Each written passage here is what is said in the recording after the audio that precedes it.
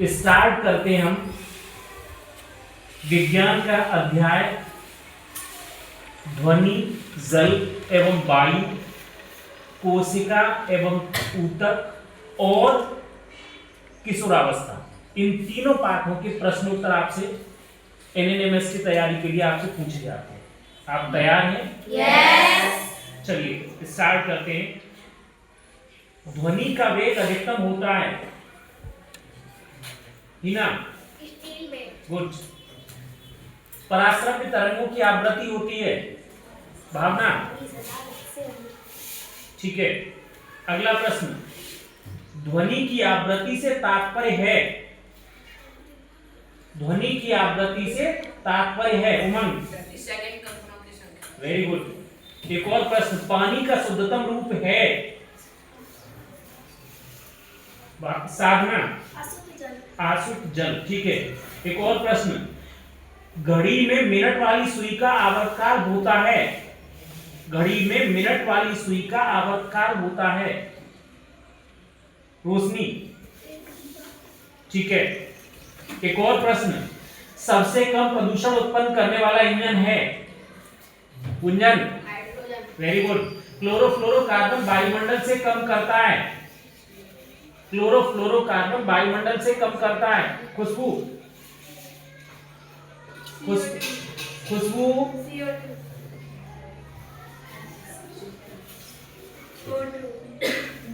Anjali O3 means ozone.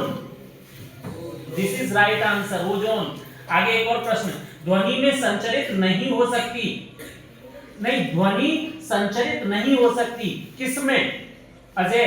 निर्वात में। Very good, क्योंकि ध्वनि को संचरित होने के लिए माध्यम की आवश्यकता होती है। अगला एक और प्रश्न, पानी का पीने वाले पानी का पीने का पानी शुद्ध किया जाता है निधि? दोनों द्वारा, दोनों, हाँ क्लोरीन द्वारा, ओजोनीकरण द्वारा। ठीक है, क्लोरोनीकरण द्वारा और ओजोनीकरण द्वारा।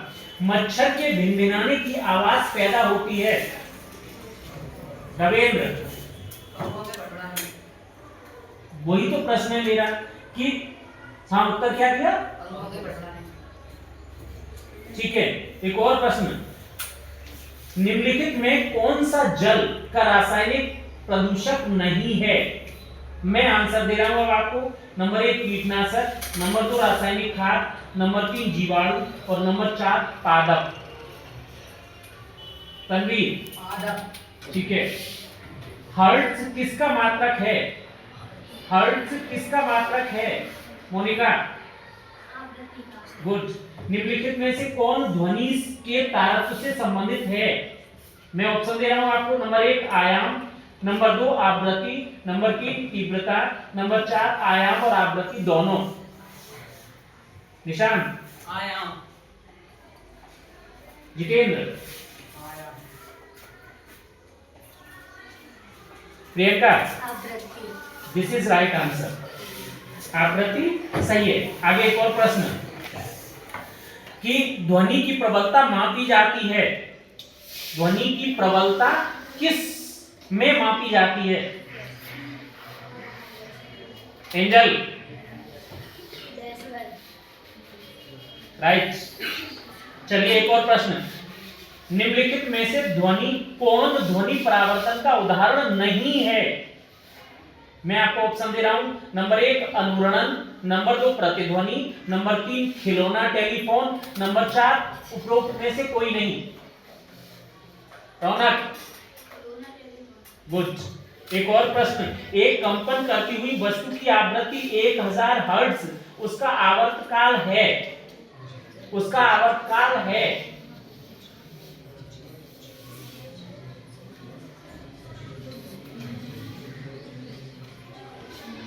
लकी?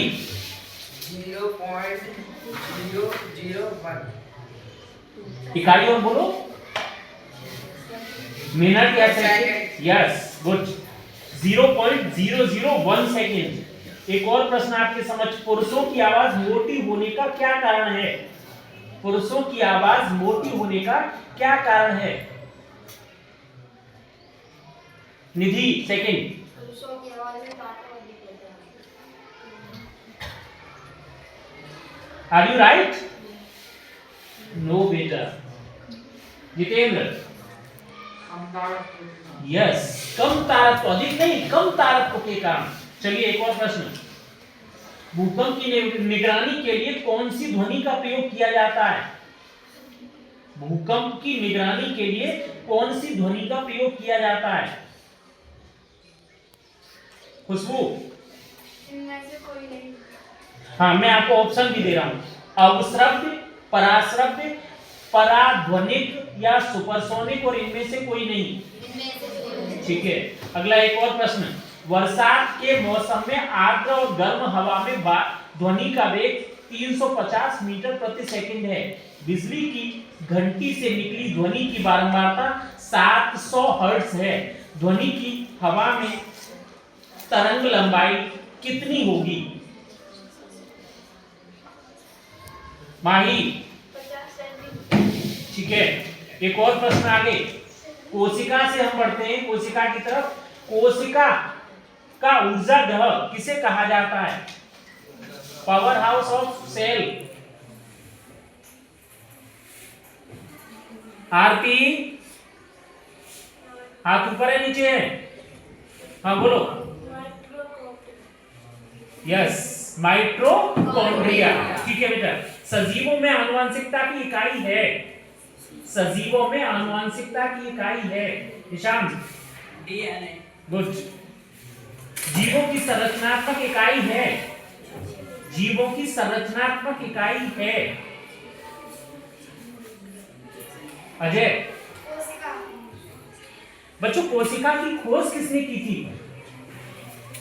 कोशिका की खोज किसने की थी? भावना बोलो। Yes, Robert Hooke. डाउट नहीं, दिस इज कंफर्म आंसर। कोशिका का पे खत्म हो रहा है, रॉबर्ट हुक ये भी का पे खत्म होता है, आप तैयार करके रखिएगा। निम्नलिखित में से कौन एक कोशिकीय जीव है? आंसर दे रहा हूं, जोंक, अमीबा, केचुआ और मेढक। अखिलेश? अमीबा। ये किस संघ का सदस्य है? अमीबा, अमीबा किस संघ का सदस्य है? अरे हाँ बोलिए। यस, प्रोटोजोआ संघ का सदस्य है। आगे एक और प्रश्न, निम्नलिखित में से ऊतक का उदाहरण है, ऊतक का उदाहरण है। अब निम्नलिखित शब्द आ गया तो मुझे उत्तर भी देने होंगे ऑप्शन। आमाशय, यकृत, मस्तिष्क और रक्त। साधना, यह कैसा ऊतक है? रक्त। कोई भी जवाब दीजिए। हाँ।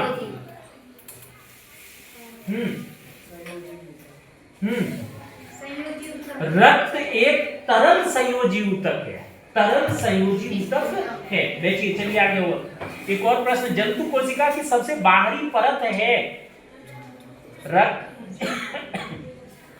जंतु कोशिका की सबसे बाहरी परत है दीदी? प्लाज्मा झिल्ली। ठीक है, डीएनए का डबल हेलिकल मॉडल किसने दिया था? डीएनए का डबल हेलिकल मॉडल अंजलि बड़ी वाली। गुड। जंतु, अगला एक और प्रश्न, प्रोटीन फैक्ट्री किसको कहा जाता है? प्रोटीन का संश्लेषण किस जगह होता है? खुशबू? क्या है आंसर? जोर से बोलो। Yes, ribosome. एक और प्रश्न आगे, कोशिका जिसमें हीमोग्लोबिन होता है, उस कोशिका का नाम बताइए जिसमें हीमोग्लोबिन होता है। रेखा? लाल रक्त कोशिका। यस, लाल रक्त या कणिका भी कह सकते हैं हम। ठीक है, आगे एक और, अमेलित जोड़ी को पहचानिए, जो सुमेलित नहीं है उसको पहचान करना और बताना है। ऑप्शन 2 या ऐसे ही आंसर देंगे मुझे? चलिए, क्या हो रहा है? क्रिस उत्तर दीजिए। माइटोकॉन्ड्रिया आत्महत्या। यस, माइटोकॉन्ड्रिया आत्महत्या की थैली। अच्छा, क्या मैं इसमें से एक और क्रॉस क्वेश्चन पूछ सकता हूँ? फिर आत्महत्या की थैली किसे कहा जाता है?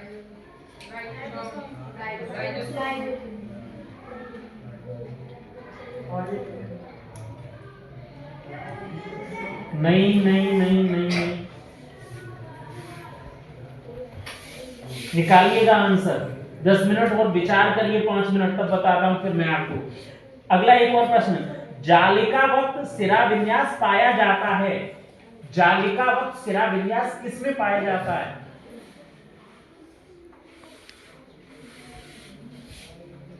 साधना, मटर।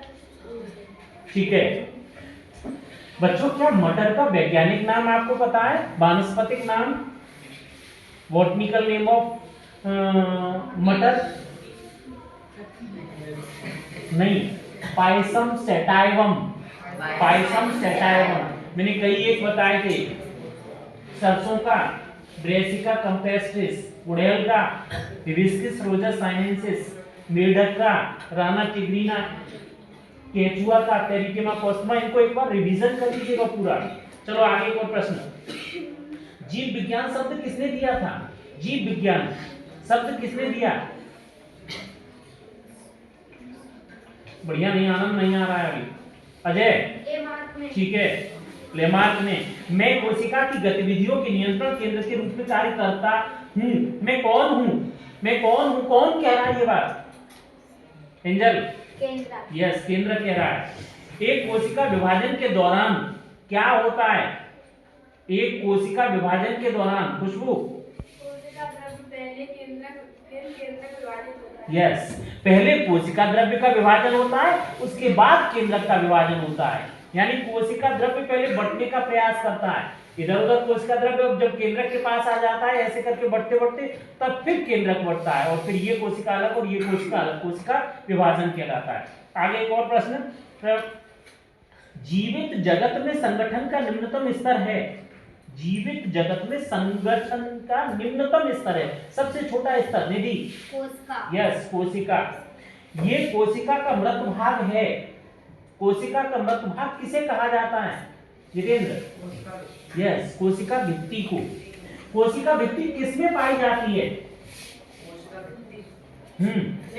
हाँ निशांत, पादप कोशिका में। अच्छा बैठो, यहाँ बैठ जा बेटा, यहाँ बैठ जा। अगला एक और प्रश्न बच्चों, किशोरावस्था की तरफ चलते हैं आगे। इसमें सबसे पहला प्रश्न है कि एड्स किसी संक्रमित व्यक्ति से दूसरे संक्रमित व्यक्ति में किसके जरिए फैलता है? एड्स, एक्वायर्ड इम्यूनोडेफिशिएंसी सिंड्रोम, किसके द्वारा फैलता है? गुंजन, केवल रक्त कह देंगे, अभी पूरा आंसर, सटीक आंसर मुझे नहीं मिला है। लकी, रक्त, केवल रक्त कहोगे? रक्तादान, रक्त के आदान प्रदान के द्वारा। चलिए आगे, और गर्भावस्था, गर्भ धारण करने के लिए भ्रूण के परिवर्तन की घटनाएं नीचे दी गई हैं, नीचे दी गई हैं। उनमें से उनको सही क्रम में लगाना है, सही क्रम में। नंबर 1 अंडे का निषेचन, नंबर 2 अंडे का परिपक्वन, नंबर 3 अंडे का अंडाशय से बाहर निकलना, और नंबर 4 भ्रूण का गर्भाशय की मोटी हो गई भित्ति में अंतः स्थापित होना। तो कैसे करके मैं लिखूं तो बता पाएंगे? चलो ऐसे ही बता दो, पहला, दूसरा, तीसरा, चौथा, कौन सा आंसर सही है? संध्या, चौथा। हाँ, तो चौथे में सबसे पहले आएगा अंडे का परिपक्वन, फिर उसके बाद आएगा अंडे का अंडाशय से बाहर निकलना, उसके बाद फिर आएगा अंडे का निषेचन, और सबसे लास्ट में भ्रूण का गर्भाशय की मोटी हुई भित्ति में अंतः स्थापित होना। ठीक है, चलो आगे चलते हैं।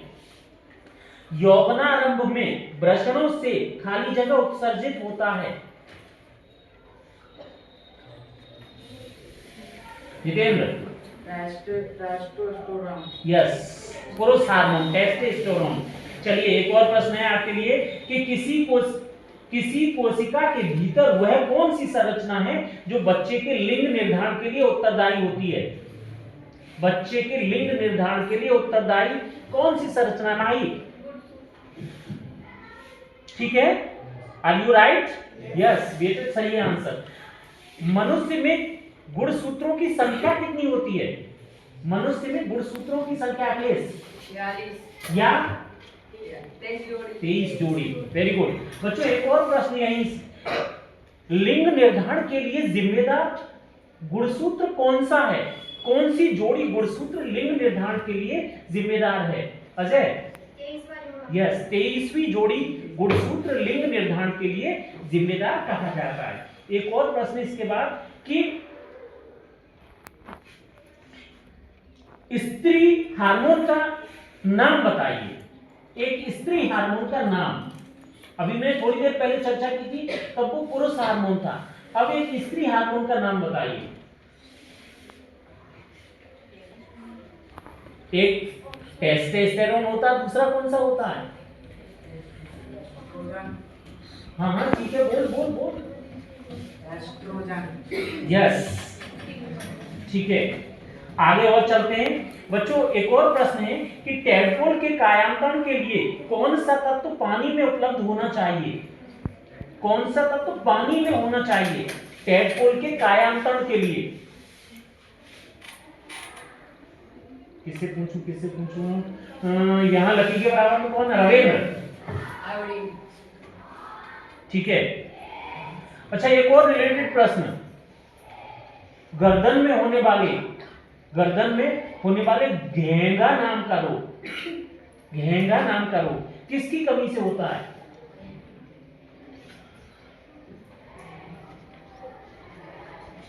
अखिलेश? यस, वो भी आयोडीन की कमी से होने वाला रोग है। चलो एक और प्रश्न, यह मानना कि मां ही बच्चे के लिंग के लिए पूरी तरह से जिम्मेदार होती है गलत है, क्योंकि बच्चा केवल मां से ही गुणसूत्र प्राप्त करता है। मां के शरीर के भीतर बढ़ता पनपता है। बच्चा एक गुणसूत्र मां से प्राप्त करता है और दूसरा पिता से। बच्चा केवल पिता से गुणसूत्र प्राप्त करता है। कौन सा आंसर इसमें सही होगा भावना? यस, एक मां से एक पिता से, यानी एक्स क्रोमोसोम्स वो लेता है मां से और वाई क्रोमोसोम्स लेता है वो पुरुष से, पिता से।